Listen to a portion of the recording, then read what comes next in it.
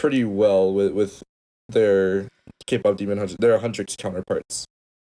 Jihyo being the voice mastermind, the crux of all voices in K-pop. That's my opinion. Jihyo matching Rumi is very, very well done. Jungyeon's kind of energy does match Mira's kind of ditzy, but also like bleh energy.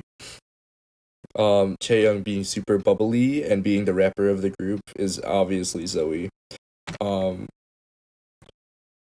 top of that, I just think Takedown was I don't know, it did its job. I didn't have too much to say about it, but it did its job as an intense track that was kind of meant as a diss. An interesting parallel that I made was at 20 seconds. I don't know if the background synths sound familiar to you. Is this a question for Colton or me? It or was to our audience? It was a prompt for you to play 20 seconds into the song. Yes, sorry, I missed it. I missed Sorry. that. My bad. 20 seconds. This was 15, but we're getting there. Oh my god, yeah, it does sound familiar. The bum, bum, bum. Is that Michael Jackson? Yes. Yeah, that's Billie Jean. I don't know how intentional that was, but Billie Jean is also a pseudo diss track. Is not my lover. She's just a girl. Yeah, a little bit of lore. Billie Jean is based off of like fans who would go up to Michael Jackson and his brothers saying that they are the fathers of their children. So this Billie Jean was a diss track on all of those women who decided to play that sort of like fakeness, and like try to get into legal troubles with them. Whoa. So yeah, that's one parallel that I made. I'll leave the rest to you guys. So I forgot to write notes for this song. Oh no! How could you forget? I think deep down inside, I thought it was the same song as how it's done. Yeah, it does retread a lot of the same ground, and I think does it a little bit worse in like every way. I agree. I think it just simplifies everything because like how it's done is just such a grand opening that this is like the grand opening's little sister. Like she's poppy, she's poppin', she's catchy. She hits all the points, but she didn't have as much time spent on her or something. Or they were like, she should be like more straightforward or something. Like, cause we've got the fast tempo and then we've got the halftime da da dee da da da da da with the Phrygian. We've got the rap filled verses with pared down instrumental. We've got the really long reverby bridge in the bridge. So all that I did write down was just comparisons to other K-pop songs, which I think you can probably also compare with how it's done. Yeah, probably pretty similar comparisons. I wonder if we're gonna if the same thing came to mind. Definitely the fan who made the comparison video helped me out with this. But Luna's Let's Paint the Town. That big halftime feel with a dark Phrygian vibe. There's also in Mamamoo's Destiny, there's a more badass section that is I can't wait forever.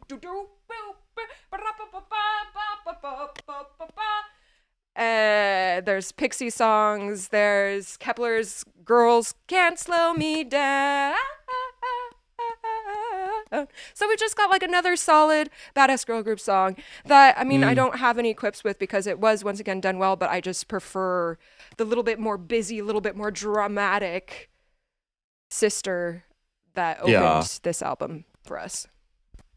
Would you say this was another BLACKPINK Baby Monster type song? Yeah, because we also get that like the double time in the end, right? Yeah. Yep, we do. Yeah, this time instead of 4 on the floor, we get the reggaeton. Right? Yep. Bum, bum, bum, bum, bum, bum, bum. Let's listen. Whereas before it was just Hold up.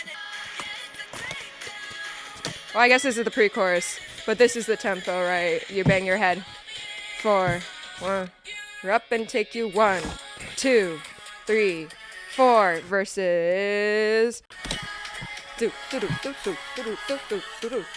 I guess they add in some more instrumental layers, so it does feel more like a climax. We've probably got more voices in there, and which is, once again, they do things that they're supposed to do, and it's very satisfying because of that. Yes. Yeah. I can't remember what song does that halftime and then changes it back to common at the end.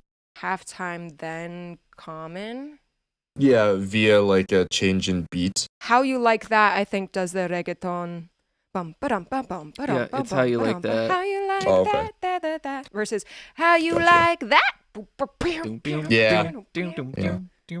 So the first time that I watched this movie, I actually watched it with my brother, who, while they were performing this song for the first time in the movie, like instantly said, "This song sucks." Whoa.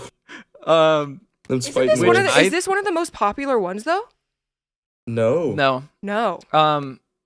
What I think is really funny about that reaction is the movie kind of agrees that this song sucks. Like, Oh, right, because it never they're plays out struggling like the to full... write it. They're struggling to get it to come together, and then at the end they're like, "No, this song isn't what we need. The song is." It's like the movie is literally saying that this song is not very good. Yeah. Which is So interesting. much so that they needed the group that they beat on the charts to do the promo for them. No. Let's go Twice! And then Twice needed to save the song. So we did talk a little bit about the Twice version earlier. I do agree that I think it was well cast, but the Twice version is actually mastered differently than the regular version. Did any of you notice that? Yeah, a little bit. For our listeners to hear the difference in mastering, we would suggest listening to the two songs just back to back and listening to like the level, how loud overall the track is, how quiet it is, where you hear the voices, whether you hear like the instrumental versus the voices more. I just noticed that I feel like when it comes to the performances for the K-pop Demon Hunters, the vocal timbres, you hear the auto-tune a lot more, which I think is just like pop production. They did it in like a U.S. Western mixing way. Like it's normal to have that much auto-tune on it, but then when it came to the Twice song, I didn't hear as much, but I don't know if there was an actual difference, at least. I know you're talking about mastering, and when it comes to autotune, that's different than mastering, but it's sort of similar topic. I was talking with some Korean producers back when I was visiting Korea in 2023, and they said that depending on someone's vocal timbre, you can hear the autotune, or sometimes you can't. Like sometimes the autotune just blends in with the voice so much that you can't tell that it's there at all. And other vocals, you can just hear it so much more easy, because they were going there, like this K-pop producer played a song for me in which the demo was playing, and I was like, wow, there's like no auto-tune on your voice. He's like, oh no, there's auto-tune. I'm like, but it sounds like I can actually hear the auto-tune when the group finally did it. He's like, there's literally the same amount of auto-tune on my voice as their voice. It just sounds different on different vocal timbres. So I'm curious whether they auto-tuned like if they also mixed differently. Was it mastered and mixed differently? I think it definitely was mixed differently. Okay. At least the vocals were mixed differently. I think they just didn't have as much time to spend on it. And then it also wasn't mastered by the same engineer, I assume. But there are a couple little embellishments that are put in the official version that you don't hear in the Twice version, that after listening to the Twice version, I appreciated a bit more. Oh. In the official version, like when they say the first time they say Takedown in each chorus, there's auto-tune on it that gives it like that aggressive auto-tune sound that you typically hear in these types of tracks coming up. Oh, right the there. reply. Yeah.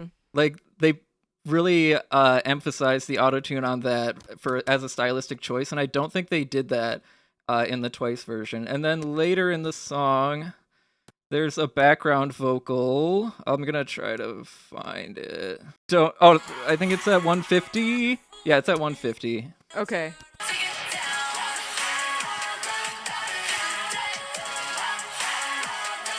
Is it the woo? Yeah, the little woo background vocal there. The way it's like panned and how it's processed is a lot more cohesive within the mix than it is in the Twice version.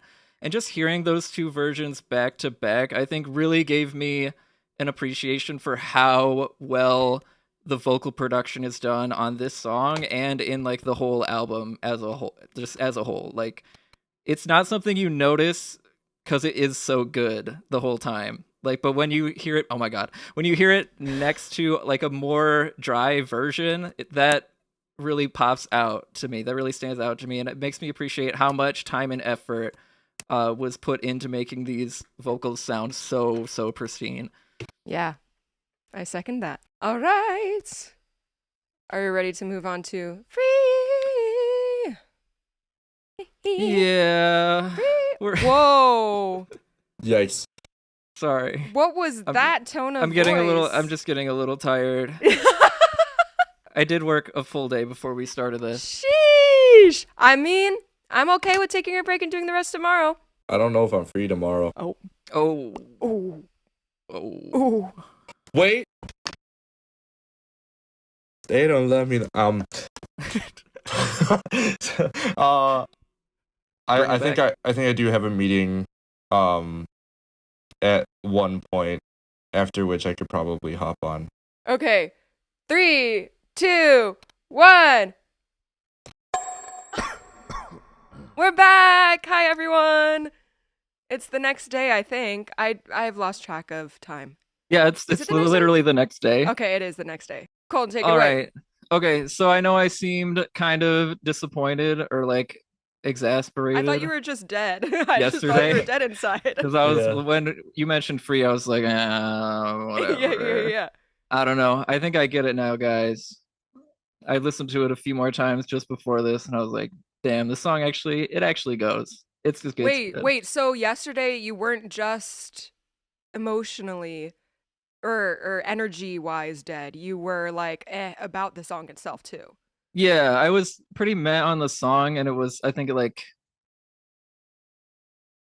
my emotions made that, it expounded that feeling more than it should have.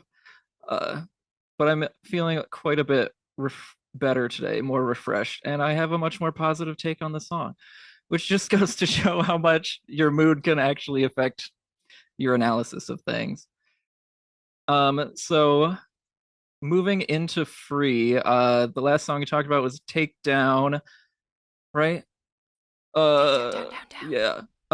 So in the story, I'm just gonna summarize really quickly. Basically, like, Jinu and Rumi's relationship is kind of growing at this point. They use it's sort of an enemies to not enemies, maybe even more than friends trope going on right now. And at the same time, she's growing a little bit distant from Mira and Zoey. And that leads us to Free, where Rumi agrees to actually meet Jinu for a date. Right, because she's the one who invites him this time with save the date. Save the Yeah. date. Right? Yeah. Yeah. So they can talk about the plan going down at the International Idol Awards. Rumi wants Jinu to make sure that the Saja Boys like throw the contest, I guess, which apparently I don't know how that would really solve the problem. If Rumi and her group Huntrix win, then they get the fans' full support, and the fans' full support give them the power to complete the whole Honmun. Yeah. Maybe. I mean, I think it'd be better to just kill him. That is a better strategy. But It's true. But you They can't do kill have- you can't kill them in front of a bunch of fans who like them. Like, they're already far into the brain rot. yeah, and they also have to have excuses to have more songs in the movie. So it makes sense that they would continue with the whole Idol Awards plot line. Um, but anyway, this song occurs when they are meeting on this date, and it just is them pouring out how they feel and how like their feelings are changing at this point in the story. Without any further ado, let's just hop into the song musically. What did you guys think about it? It was interesting. Everything is so like, well, uh, it coalesces with the title, free. Everything's so freeform. I couldn't really tell what the form or like the phrase structure of the first verse was like, which was crazy. Like I tried conducting like a billion different ways and I couldn't find it. Um, on top of that, the I want to say the tonic is D flat Yep. That's what I have. and it doesn't appear ever. Does it? Does it appear somewhere? In I don't the know. I might have instrumental? Or where specifically? Like anywhere? like the chord progression Chord-wise? doesn't, yeah, it doesn't resolve to D flat. Let's listen to this together.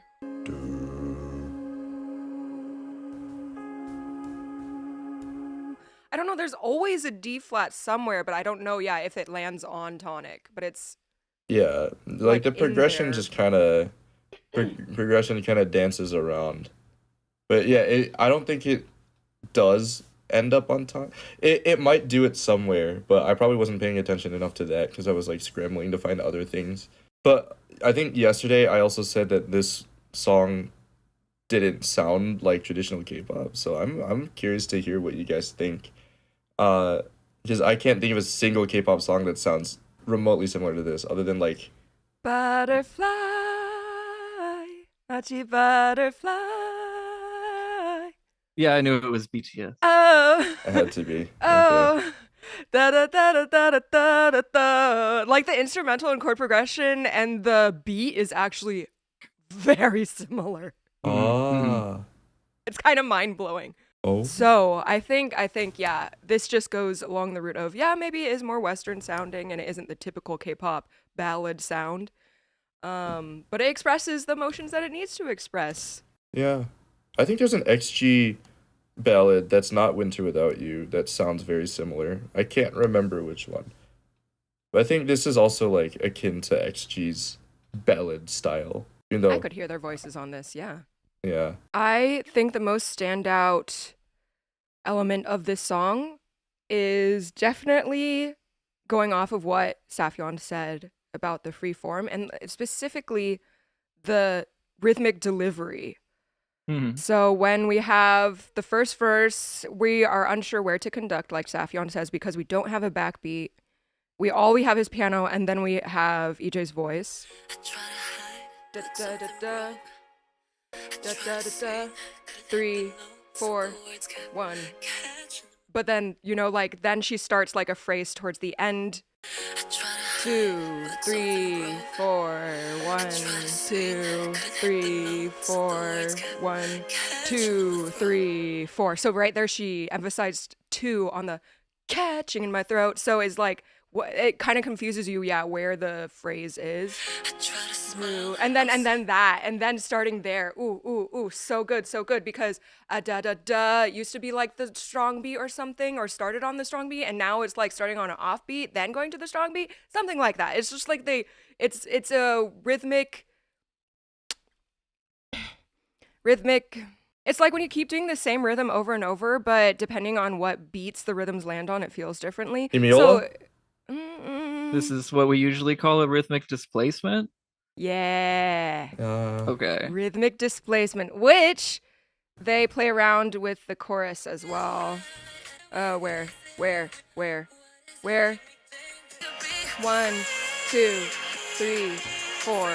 1, 2, 3. So she started that second free before the downbeat. Which I every single time, even when I tried to sing it by myself without the music on, I cannot sing it rhythmically correct.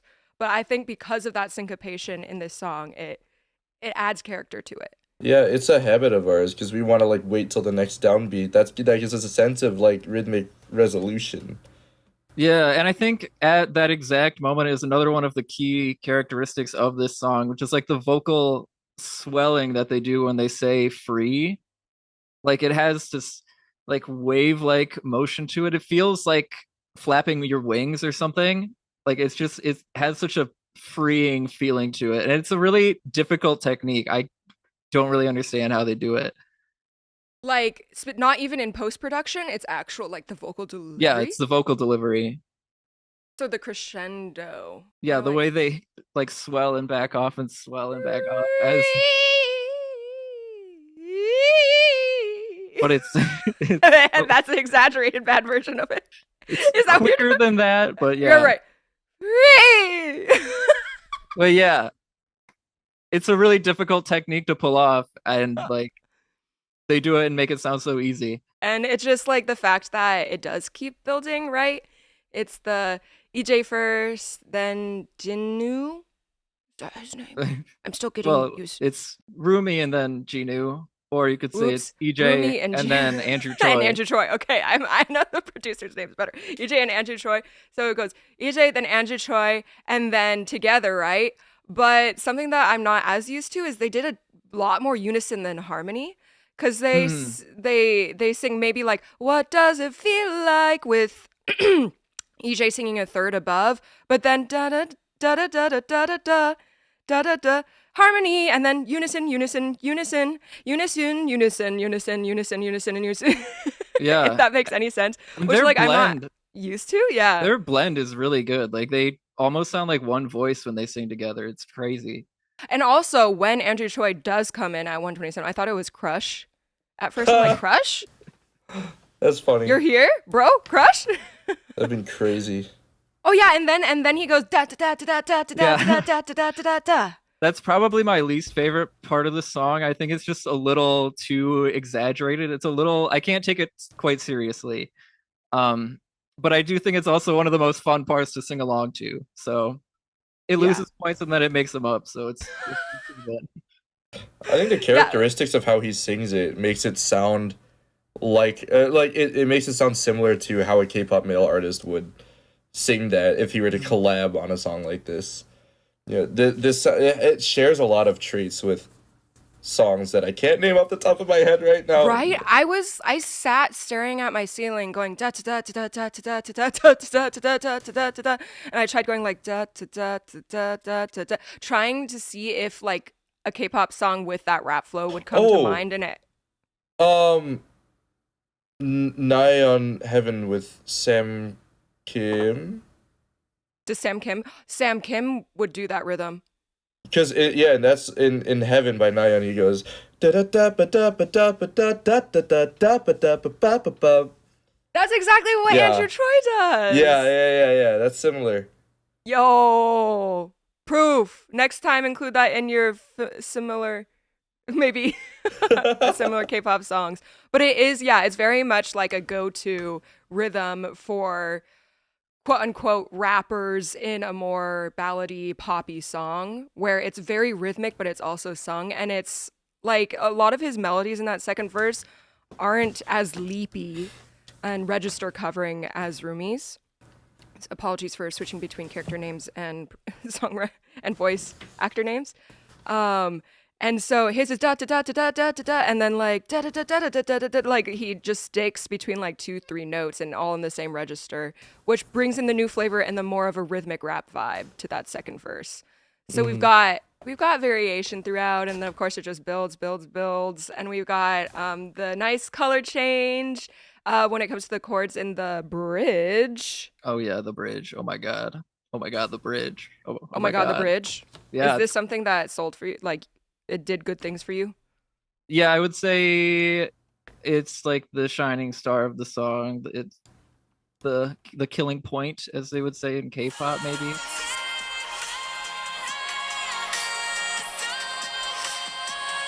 So here I caught a lot of B flat appearing in the chords. So B flat is 6 of D flat major, which is the rest of the song, which is why I think it kind of grows a little bit darker. Yet her voice is bright in its ascension. So it's a really cool vibe. Yeah, it's like she's breaking through the darkness there, is sort of the vibe that it gives. I like that. Yeah. And I also love like the shimmery synths that are going on in the production when the bridge starts. It's such a cool explosion of a texture. Um, but yeah, her vocal performance really it makes me almost want to cry just purely off of how good she sounds. Did you have any That thoughts on the bridge, Safyan? Um, so it's funny because the first time I watched this movie, I fell asleep at this part. So like this song still doesn't resonate to me the way it does for you after listening to it a few times. So like I always my mind always kind of like skips over the bridge. I don't know. I would like more. I can't really say what more I would want, but I don't know. I feel like it's a cheap way out. of just Like like doing one melody and then copy paste the melody again. yeah, in like halftime. Except it wasn't halftime. It continued the same beat from before. Da, da, da, da. 1, 2, 3, 4, boom. What But the beat if is still the we... same. Okay, So the it's like beat's the there. vocals maybe go to The vocal, halftime, yeah, but the that's beat that's what I meant. It's like stays the vocals are halftime. Yeah, didn't resonate for me, but it's effective. for Umu and Colton. Big time, big time. Mm-hmm. Um, the other thing that I appreciate about this song is just how much it reveals about the characters. I won't really get into it, but I will say that I think like the main theme of the whole movie is kind of summed up in this we can't fix it if we never face it line. It's about not hiding your truth and actually facing the things that maybe you're ashamed of or the things that scare you, which is sort of like what the theme of this movie ends up being at the end. The only other thing that I had to point out was just that when she says the words kept catching in my throat, the word catching catches in her throat in her during her delivery, which is just Is that the verse where she goes, "My words are catching in my throat"? Yeah, yeah, especially the space before, as if it actually caught in her throat. yeah. It's it's just good. The delivery especially was really well done. Um, Another line that jumps out to me is actually Jinu's, where he starts by saying, "Oh my gosh, where is it at? Oh my gosh!" He starts his verse saying, "Oh, time goes by and I lose perspective. Yeah, hope only hurts, so I just forget it." So it's just a reference to the fact that he's literally been alive for 400 years, basically in hell. So he is actually a lot of time has gone by, and he has lost perspective on how it feels to be a human. He used to have hope that he could be free from Grima, but hope only hurts him because he knows he can't be free, so he forgot that hope. But Rumi's breaking through all the dark in me when he thought that nobody could. Oh, waking up his human side that he thought was buried for good. The lyrics they're really straightforward, but I think they also just they accomplished what they set out to do so well. Between imposter and this monster, I've been lost inside my head. Ain't no choice when all these voices keep me pointing towards the wind. Literally a reference to the voices of Guima that speak in his ears. Nice, nice. Yeah. Mm-hmm. The voices. This might be the most like musical, as in like a musical of the songs in here, just because of how much the lyrics describe and relate to how the characters are and how they're feeling. But it also ends up being a bit universal with like the chorus that they sing, like the whole hook, "We can't fix it if we never face it," is a still a universal theme. Mm. So I think it's really well written that way. Great. Anyone have anything else to add about Free? I'm ready to move on. Yep. Ready to move on? Okay.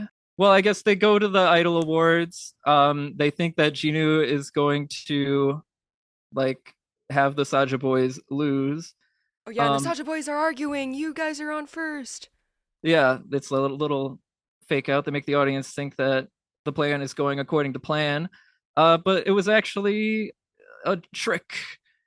And Rumi gets exposed for being a demon on stage. Then she runs off, terrified, is abandoned by her friends, who, and then everybody seemingly in the whole world gets hypnotized by Guima, and it seems like everything is going to fall into darkness and ash and burn forever. It's and this is when the Saja Boys perform their song Your Idol, which I think is the best song on this soundtrack. Whoa, spoilers! Are we gonna be revealing our favorites in the end? Yeah, we will. But just know that that's my number one. It's so good. Okay. Sure. All right, thanks for that. Saf, take it away. All right. Thing that stuck out to me the most as a chorister, a big choir experienced kid. The Latin, the Dies Irae, is not actually the Dies Irae. So they use the words Dies irae illa vos solve in favilla. So that day of wrath will turn to ashes. Maledictus erus in flammas aeternum. You will be cursed to eternal flames. Ooh. The thing to notice here is that it uses the second person. You will be cursed to flames. You will turn to ashes.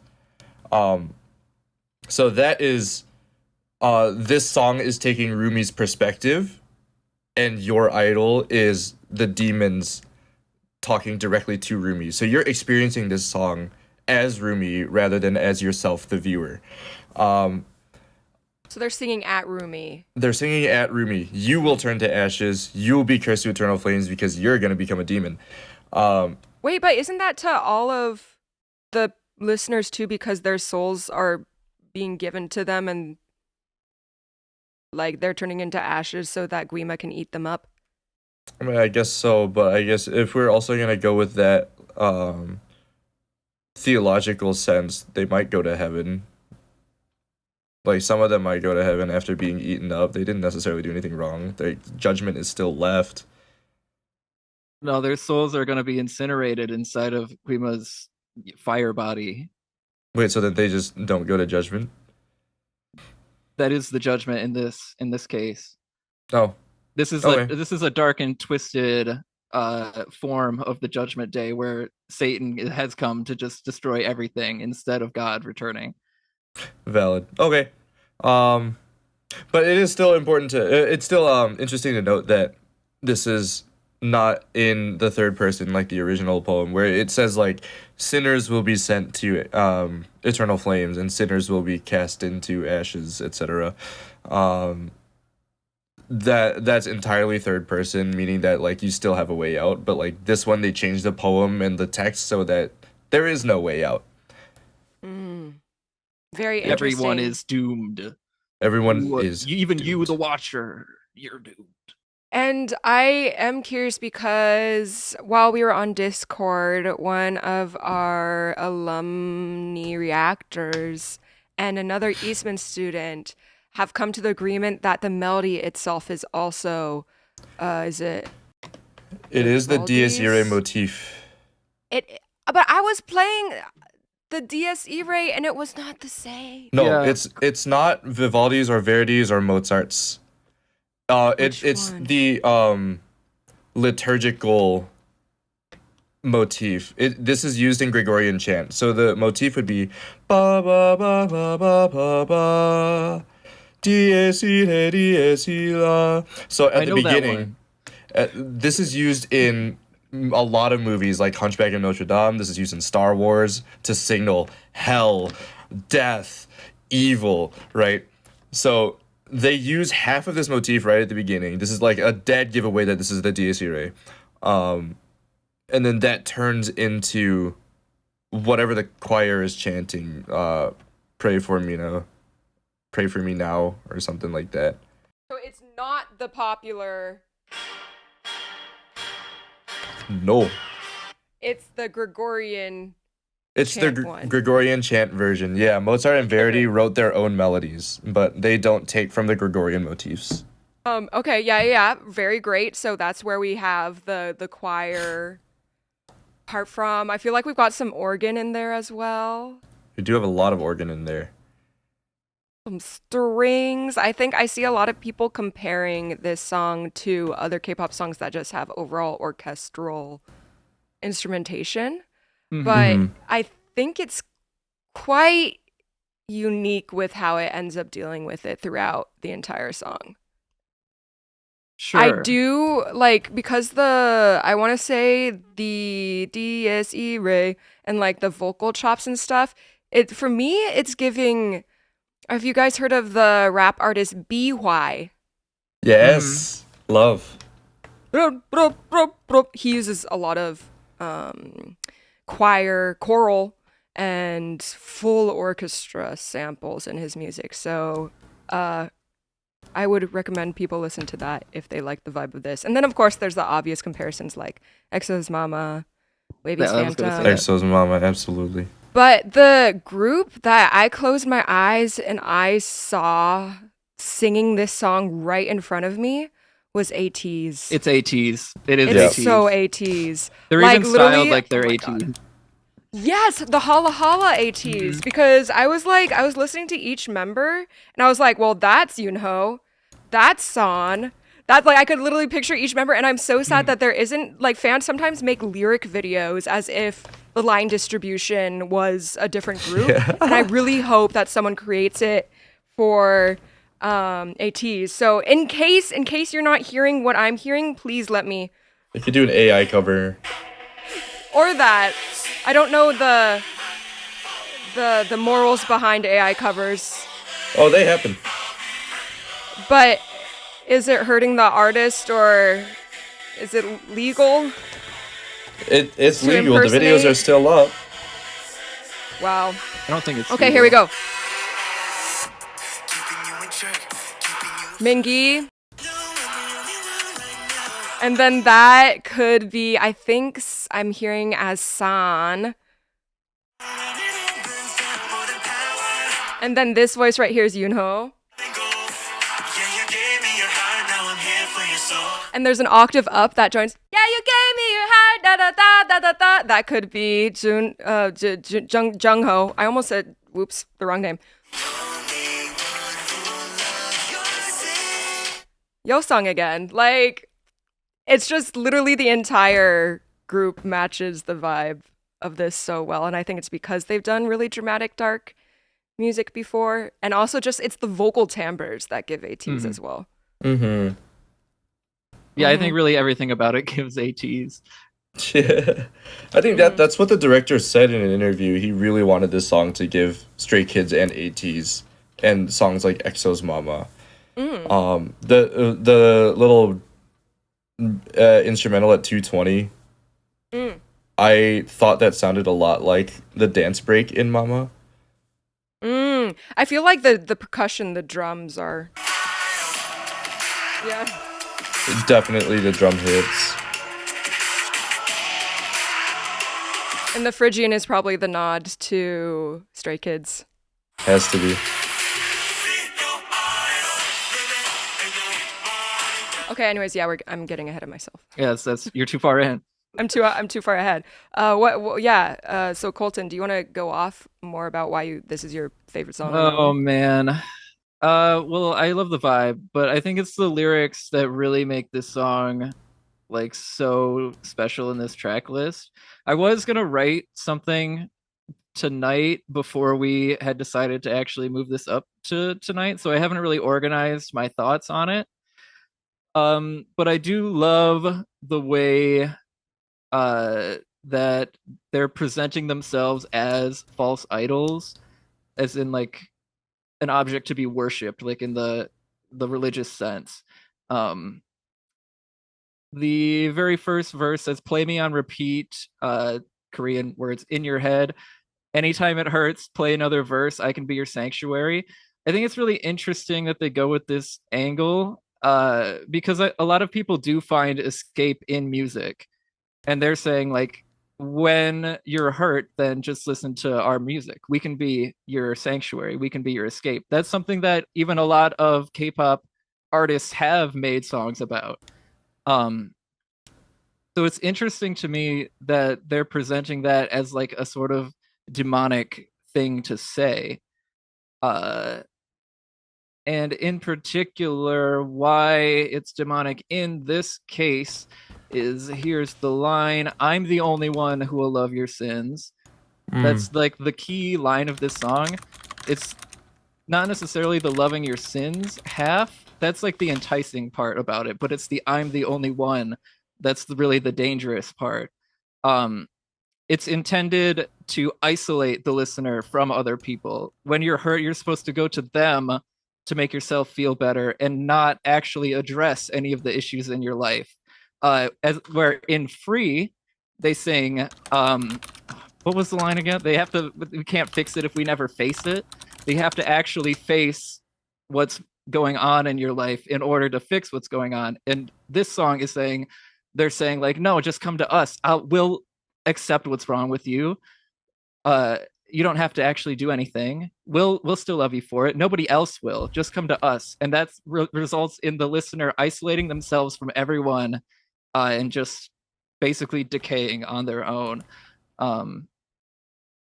Anyway, I probably have a better conclusion for that somewhere in here that I could puzzle out, but I haven't really sorted it all out yet.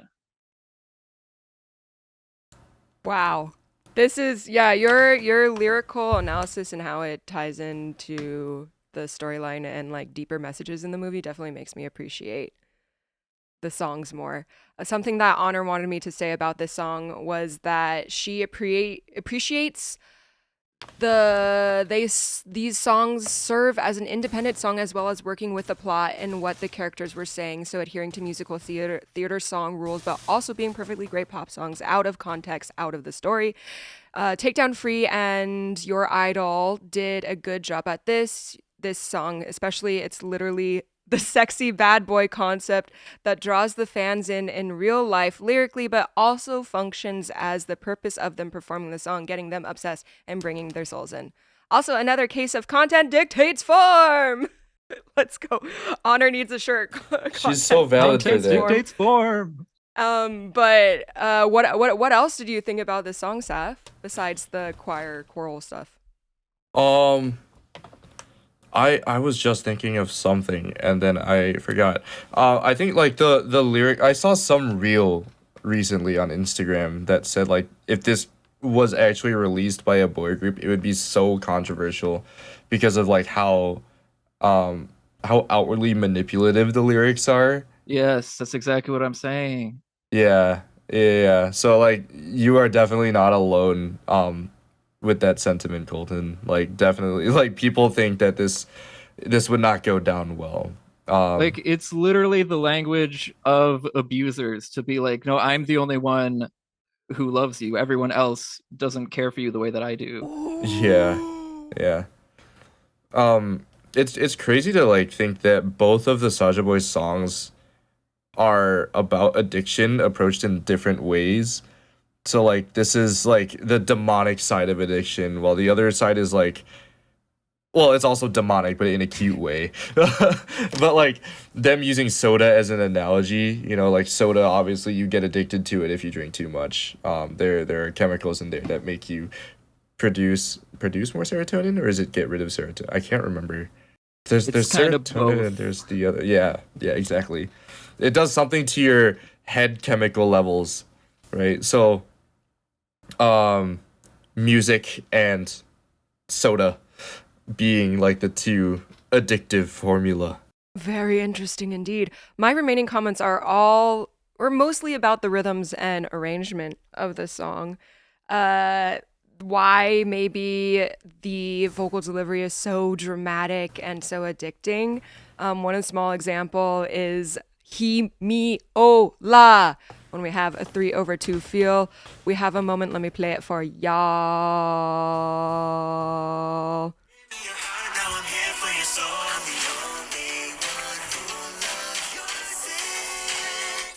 so good. 1, 2, 3, 1, 2, 3. Over like the really dramatic, like timpani, bass drum sounding orchestral movie soundtrack percussion. I really, really, really love that moment, especially with the stacked vocal harmonies. It's just really gorgeous. Then moving on a little bit later to the hook, we've got some text painting in here.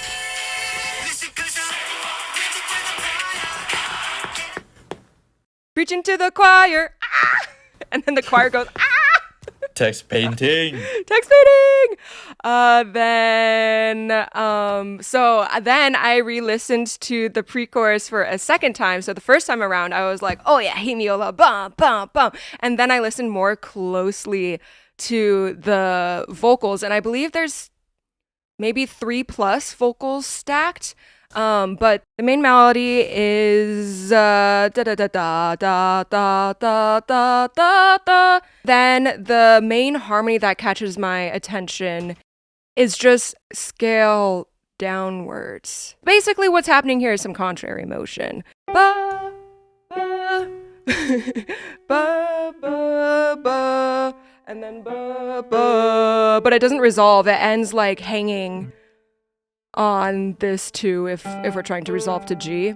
And so it like creates this, on sins, it creates this tension that doesn't really resolve. Just really Yes, nice. correct. Then, did you guys notice the rhythmic thing that happened at the end of the bridge? Or Yes, is that... of course. Woo! Take it away, Colton. I mean, I don't really know how to describe it in a technical sense. I didn't really try to tease it out. But I just love the way that the chorus hits the word, I guess they say the word now. Is that the word? They hit it like way sooner than I had expected. I expected there to be basically nothing there, but then they just hit this super hard now that's like, whoa, shocks the listener, and I think is a really dope moment in the song. I think they skip a beat too, right? Or add an extra beat. Yeah.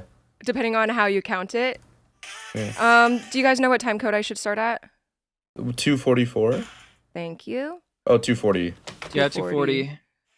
So here's the bridge. 1, 2, 3, 4.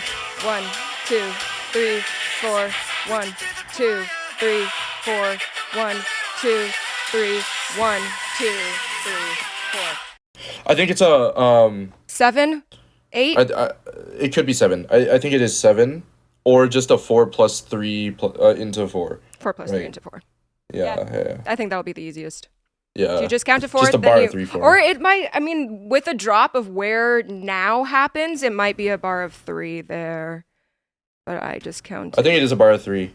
Yeah? Okay. Yes, it's a bar of 3, the way I hear it as well. Okay.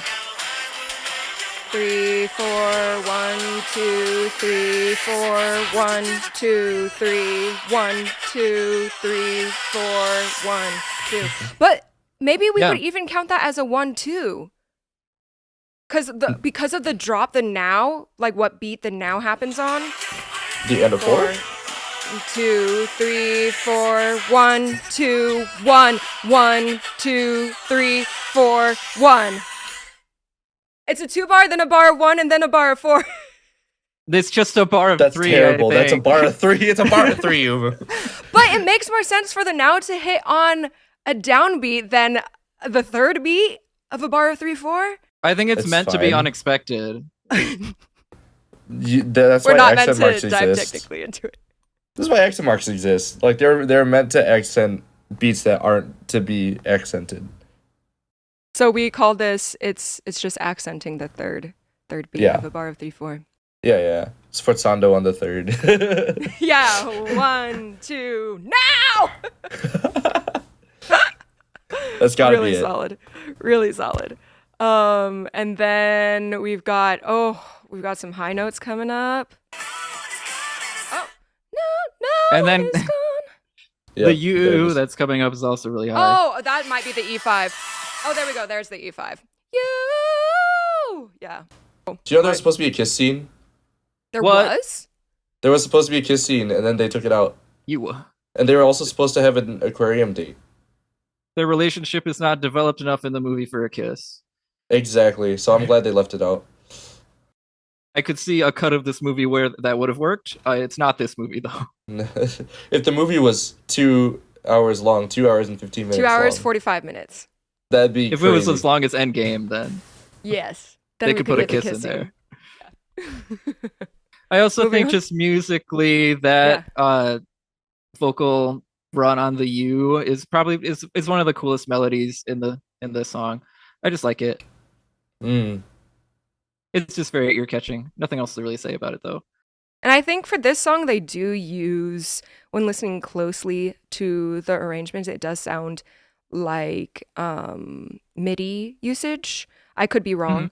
But when you hear the strings vibrato and how perfectly in unison they are and like how they cut off and stuff, which is interesting because other songs have what I believe is like live studio musicians. But maybe they chose not to have live studio musicians on this so that it sounded more K-pop, so that it could blend in with more electronic elements, which is why I believe a lot of K-pop songs aren't studio musicians. It's so that they could blend with the dance elements and electronic EDM stuff. But I thought that was an interesting choice, but I have no qualms with any of the instrumentation because they did it really well. I agree. I thought the MIDI strings were just part of the genre that they were going for. So are we good to move on to what it sounds like? This is the climax of the film. Occurs after Rumi has been exposed in her demon form. She goes to find Celine, who is probably one of the most criminally represented. That's not the word I want to use. Underutilized characters in this movie. Like, she's so important to the backstory of Rumi, but she's only in like a couple scenes. She only has maybe like 10 lines in the whole movie, which is a big reason why this emotional climax kind of fell a little flat for me. But still, she goes to confront Celine in her demon form. They have an argument, and then she says that she's gonna let the Honmoon be destroyed, basically. And then she goes to show up at the stadium where the Saja Boys had just performed and where Kima is basically taking everybody's souls. And it seems like all hope is lost. She can hear Kima in her ears, which is like the signal that you've been overtaken. I also have been wondering, is everyone hearing Guima in their ears? I believe everyone is hearing so, yeah. And then Guima says like, "Hey, you're on my side now. You're a demon, right? So you're gonna help me destroy the Honmoon." And she says, "I will, so we can make a new one." Epic moment. Then the song just starts right out of there. What do you guys think of how this song starts in particular?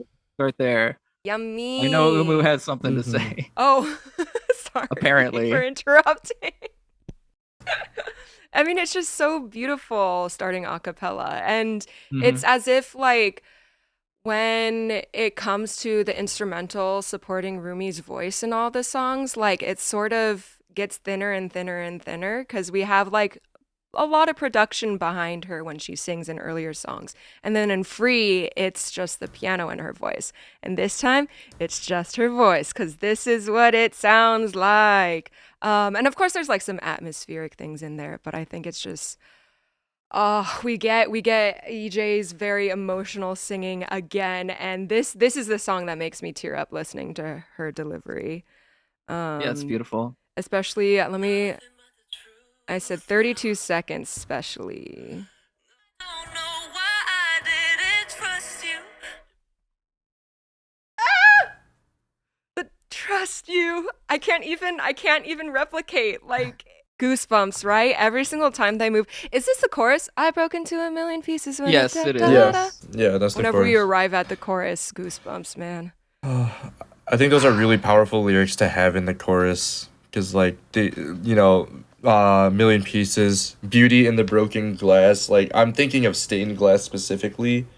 stained glass being like so many different colors representing so many different parts of her personality, but like they all come together to make Rumi.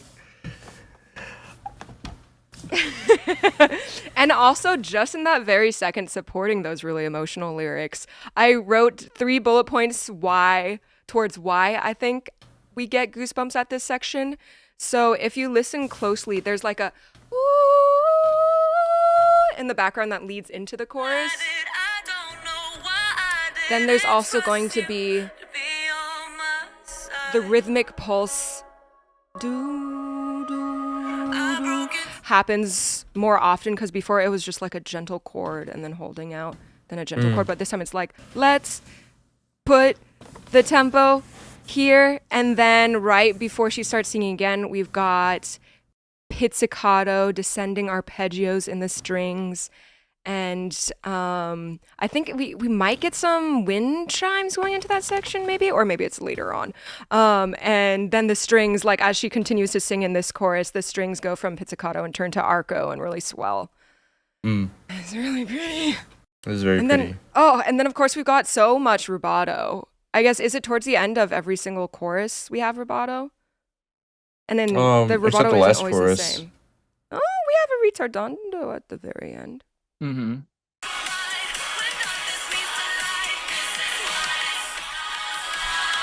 Yeah. So we get a little. Would you call that? I think if you were to look at a sheet music, it would be the hold sign. I forgot what Fermata? it's called. Fermata? Fermata. We get little fermatas, it feels like, especially like when they all join together. Like that felt more of. I feel it gets longer. Oh, maybe it gets longer and longer. Wait, hold up. 52 seconds is the first time this happens. And it isn't a ton of slowing down. 3, 4, 1, 2, 3, 4, 1, 2, 3, 4. So very, very, very small amount. Then the next one, when does the next one happen? 1, 2, 3, 4. Then at the very end, that really, really dramatic retardando is so much more than probably that fermata that just happened, or the length. So they just keeps drawing out further and further. Yummy. Yeah. Yummy. To like go off of that, just about how the song builds, just in general. Like it does start with just Rumi's voice, which. And the lyrics say, nothing but the truth now, nothing but the proof of what I am. So it's just her voice. It's just herself by herself. There's nothing to hide who she is, and there's nothing to hide or cover up her voice. Like the theme of the movie and what's happening musically, just everything comes together perfectly there. And then the next voices that join in this song are Mira and Zoey. And I think when they join her in singing that first, this is what it sounds like together that you pointed out. I think that's like the emotional climax of the song for me. Even though it is meant to build more from there, I think that really is the most emotional moment. Just that little power of friendship, having them all come together just in that moment. And then it builds from there in what to me feels kind of like a victory lap. From that point on, it feels like the conclusion is already foregone at that point. There's no way they could possibly lose now. There's a ton more vocal harmonies throughout the second verse, and then towards the end, they add in like chorus harmonies, like huge, as if like everyone in the whole stadium is also joining them in this song, which is kind of what's literally happening in the movie. I was kind of wishing we got more of that, because I guess it's I was too, but it is chorus in that there. we have. It's just kind of like distant ahs, right? Mm-hmm. Or do you hear them singing the main melody too? It's towards the end. They chant. This is what it sounds like. Yeah, I was wishing we got that for the entire chorus. Like having the hundreds of voices in unison. I feel like that would have brought it just. It would have been more impactful that way, but. It still is in there. Because once again, this is sort of a Rumi solo. Yeah. Even when, I would argue though, when in the movie they do show the other girls singing along and all you can hear is Rumi, that maybe they're doing the parallel harmony. Because there are some like there's a higher pitched one and there's a lower pitched one. Yeah, but I don't think it's their voice, their actors actually singing those. Okay, interesting. At least it Hmm. doesn't sound like it to me. It could be them, but I mean, it's hard to tell, but I don't think it is them. I'm curious. And also, since we're speaking about harmony, let's talk about that text pointing moment. Wait, did I say that correctly? Did I say text pointing? You said text pointing. painting. Text pointing? Oopsies. Let's point out that text painting. Let's point out the text painting moment at 109.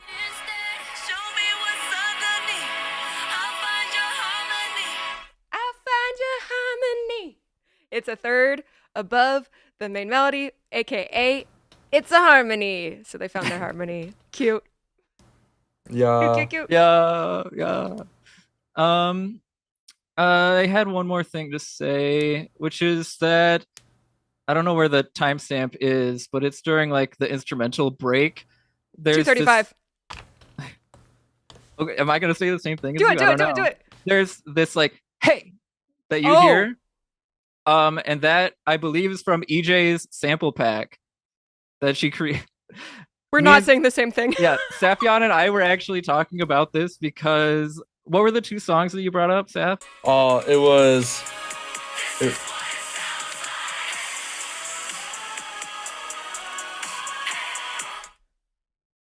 Okay, we were talking about Thunder by 17 and something by. It was a from Triple S this- song. It was a right? Triple S song, yeah. Yeah. They both have this like whistle that's the same melody. And so Safian was asking me what if that was a sample, and if so, where was it from? And I found it pretty quickly because her sample pack is actually really popular. And it's from EJ's sample pack. Oh, that makes a lot of sense. So, like, a lot of samples from that pack are used in really popular songs then? Yeah, a lot of them, they're actually used in a lot of K-pop songs, and I assume they do use it literally here in this song. They really emphasize it, but I assume they also use a bunch of her samples throughout this soundtrack as well. That's huge. She's a legend. The She is a second legend. thing that I would like to point out at the exact section, you hear this distant choral harmony, or no, it was actually unison.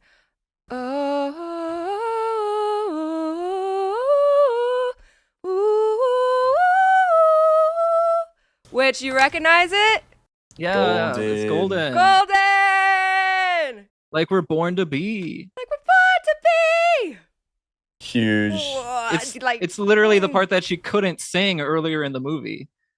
And now everyone's singing it with her. Yeah. Using an Ive song in another Ive song. By that I mean, this is what it sounds like. Sounds like Oh yeah, Ives. we could do We this could do all this night. all night. Same But melody. that same itself key. is a sample from an older song. Oh. I think it's an Icona Pop. Ah. Yeah. It sounds a lot like Icona Pop. Anyway, One thing I did want to mention was my friend with bless you. yeah, bless you.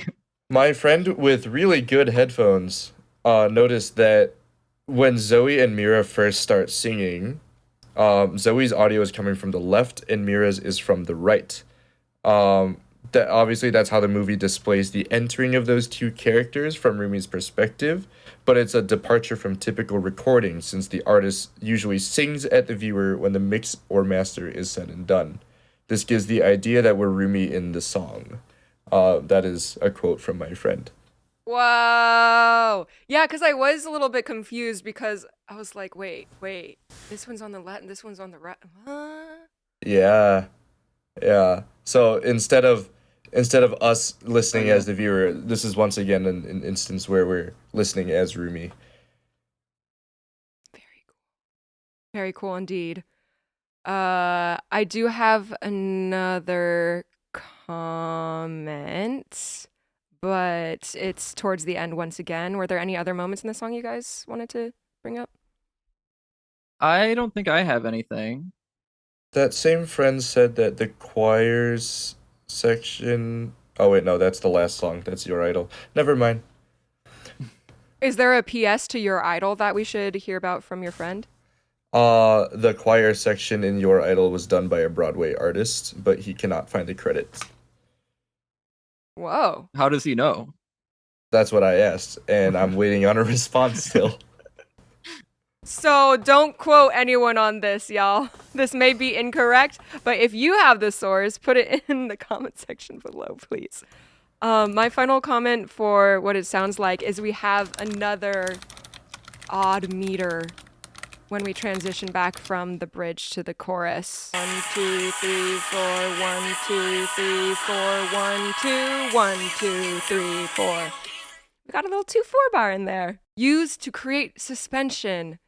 Another song that does this is Stray Kids' District 9.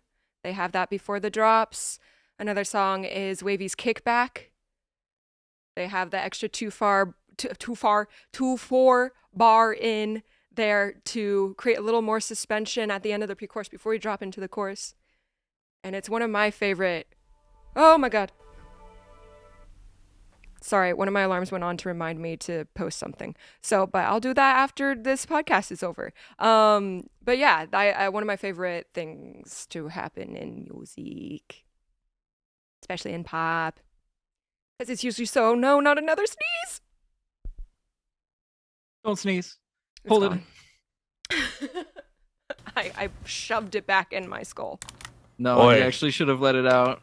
It's very anti the theme of this movie to hold it in. Oh, true. You were so right. You were so right. This is the song that I felt like. Sorry, I do have one more comment. Sorry. Okay. Does sound least like a specific K-pop group. Some people pointed out Kwon Eunbi's Light and Dreamcatcher We Young, but those are just like EDM feel good K-pop songs that happen to be in the same key. But I think when it comes to the choir and the form and the melodies, like it's so different. Yeah, I do think it almost leans a bit into like Christian EDM. I don't have very many reference points for that, but like it just reminds me of stuff I would have heard back when I was going to church more frequently. It I had has no that idea Christian uplifting EDM feeling. existed. Yeah, there's Christian versions of every genre, and mostly they're not good. But if this is what Christian EDM sounds like, It's just like how extremely uplifting it sounds that gives it the Christianness to me. cool. And I also did read that EJ grew up Christian. She mentioned it in an interview. So I do think there might be some of that DNA in these songs. That was me trying to do the BTS DNA dance move with a giant mic in my hand. Are we moving on to score suite? Oh, yeah, I guess. Okay, what's your And comment? that is, it features a ton of traditional Korean instruments. It like cycles through 3 or more different ones that take like the center stage. I don't remember the correct name for all of them, but I'm sure there's someone who has more education on their names can mention it for us. The first one being, hold up. Well, could be the percussion to start off, the deep thuddy percussion. Then 2 minutes in. Oh, that maybe a kayakum, perhaps. There Wait, was what? definitely the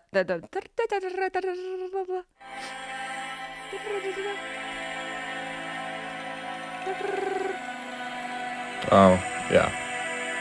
Then there's the string one. That's really hard to play. Hold up. Let me see if I can find The Chinese instrument would be erhu, probably. The 2-string one. this one.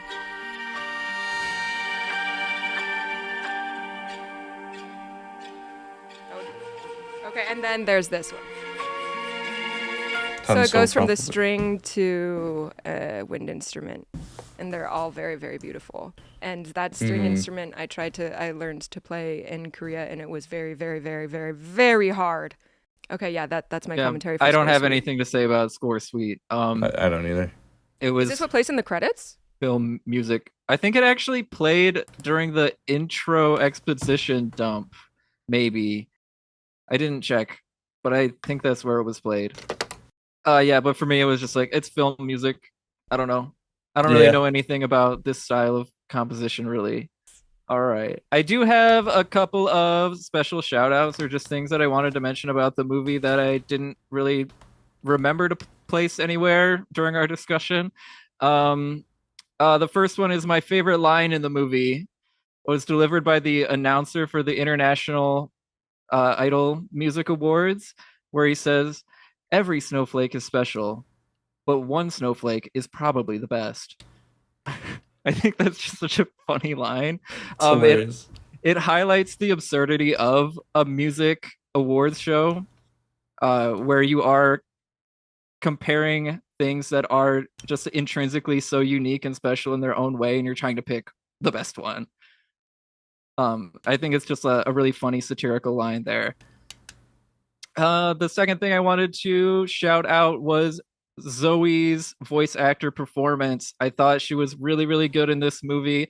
That character could have easily been extremely annoying, Yeah. and the voice actor performed it in such a way that it felt really grounded and realistic. And it takes a lot of skill to do that. And so I just wanted to shout that out. The third thing I wanted to shout out is really random, but I love Mira's pajamas. Oh my gosh. They're so cute. They're so cute. The costuming in this movie is done so well. It is done really well. She wears like this big oversized, it's like a sweater, but it's It's in got the the shape of a ears. polar bear that's giving like a cold, tough expression, like, but it has a pink bow like up on its head. And I think it really helps represent Mira as a character where she is like cold and tough, but she's also cute and feminine at the same time. It's just like they really popped off with that one. I just wanted to shout it out, even though it sounds really weird. Anyway, I those are appreciate my that. three things. Thank you for that. I have no three things. Saf? Um, I have a question. Okay. Do you guys have a potential bias for Huntrix and or Saja Boys? We didn't get to know them well enough for me to choose a bias. I think it might be Zoey. I don't Yeah, I'm with you. I'm a Zoe stan all the way. I think right after the movie finished the first time, I was like, yep, I'm a Zoe stan. I don't know if there was another. Oh, the casting for this was insanely good. So good, in fact, that I didn't notice who anyone was until I read the credits at the end. And I was like, wait, Bobby is Ken Jeong? Yeah, And it's like Ken Jeong. that was a big hard hitter for me. Arden Cho being Rumi, even though I heard her voice in so many other projects. Like I am a big Arden Cho fan. And really just a big um Asian Hollywood star fan. And it's crazy to me that I didn't recognize anyone in this movie until I read the Yeah. credits. I mean, for Ken Jeong in particular, like it was cool to hear him where he's not doing like his comedic shtick. Like he's actually giving a regular, real performance. Yeah, he's typically doing like dirty comedy. Hmm. Yeah, so it was really, really interesting. That's probably why I didn't pick up on it too. Yeah, and he really did help make that character very lovable. When we were watching it with the Discord, everyone was like, "Bobby, Bobby, we love you." Yeah. Also Sungwon Cho, Pro ZD, Hmm. played the oh my gosh, who did he He play? played Abby. He played Abby. I think that Yes. side by side is really funny. It is. Daniel Day Kim being the tonic distributor, the doctor. Um, I don't remember any other names. Also, EJ being Rumi's voice actress. Beautiful performance. I guess those are my things. I don't have a third thing.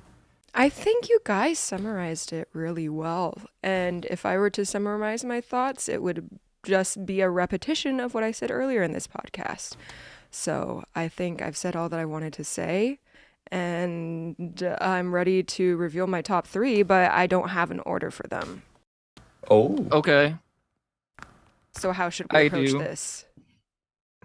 I do have an order. So I I don't guess know. you just gotta choose now. No. Yeah, you have to choose on the spot. This happens to me like every episode that I'm in.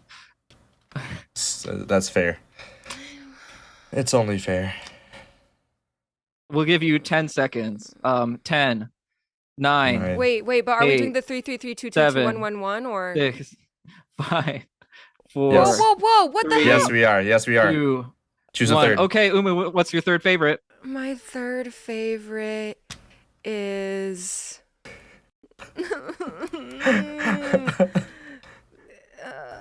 Golden. All right. Safian, your third favorite? Also, golden. Nice. My third favorite is How It's Done. Nice. My second favorite is Colton's number 1, Your Idol. My second favorite is not Colton's number 1, Soda Pop. That's my least favorite, actually. Yeah. My number 2 is your guys' number 3, Golden. My number 1 is This Is What It Sounds Like. My number 1 is How It's Done, Done, Done. And my number 1 is Your Idol. Yeah. So we all have a different mix of songs in here. But none of us chose Free. Oh, that's at the I bottom of my respect list. Free. It might be my number 4. Free is at the bottom. Takedown's my 4. But specifically the Whoa. Twice version. But my actual real number 1 on this track list is Strategy. Oh, absolutely. 100%. No Twice, no life. Real number 1 is Love Me, right? Oh, true. That's also Okay, fair. if there could be a place for Jinu's little like mini song, that would be my 5th, above Your Idol. What it sounds like in Free. All right. I like that song too, so I'm not even mad at that. That's great. Yeah, I think so. All right, well, that's going to do it for this episode then. Thanks for watching, everybody. Thank you all for supporting us, and we will see you in the next one. Bye. Bye-bye. Bye. Don't become a demon. Yeah, that would be bad.